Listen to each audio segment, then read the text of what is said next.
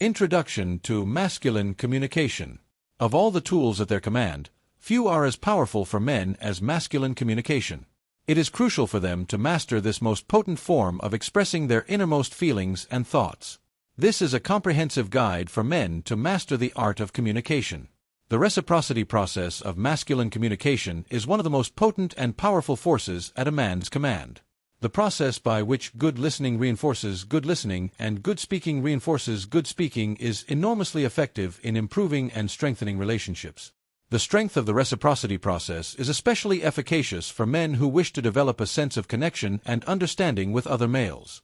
Men who are high competitors, individual performers, task-oriented, directive, and space seekers often find it difficult to form the sense of camaraderie and understanding that women seem to develop so easily. Intricately woven within the fiber of the male psyche is a back-and-forth communication process, which has defined and cemented unique relationships between male figures since time immemorial. Examine in detail these built-in control and authority needs displayed in men by other men. Well-known phrases like, "You drive," "No, I insist, you drive," "You're the boss," "Whatever you think is best is fine with me," "It's your call," "You make the decision," and on are direct illustrations of how sharply attuned we are to men's built-in controlling traits. Men seem to have a raised to the nth degree single-mindedness about directing and controlling. The underlying male-to-male communication process is majestic to behold. A tried and true practiced art, it consistently satisfies rooted tie-in needs for men globally. Masculine communication is an investment and a commitment to practice every day in every conversation where relationship development and cementing matters. Men need to practice it in their conversations with the women in their lives as well. Defining masculinity in communication. Masculine communication, quite frankly, is loaded with a mixed set of messages.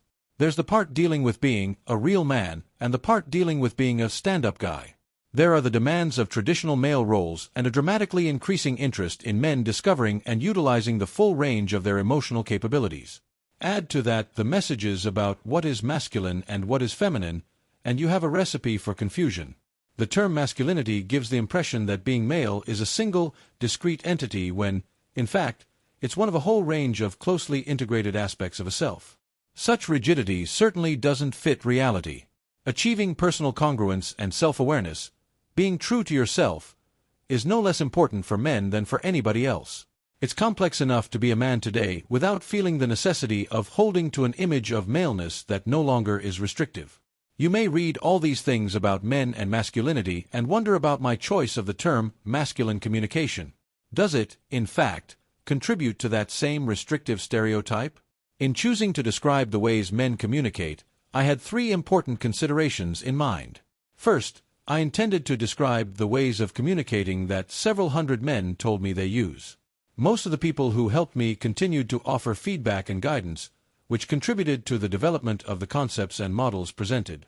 Second, I wanted to reflect the elemental sense of polarity and duality inherent in the concept of balance, using new capacities to open toward others, yet preserving the self.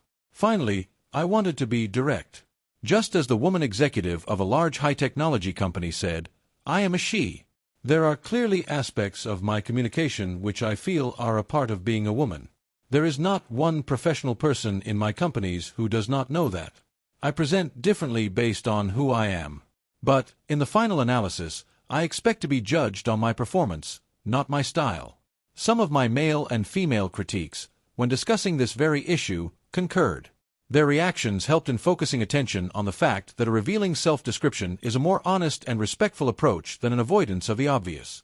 Because the communication tools I described can be used by persons of either gender in order to achieve what each deems most beneficial, I suggest that, at the very least, the reader keep an open mind.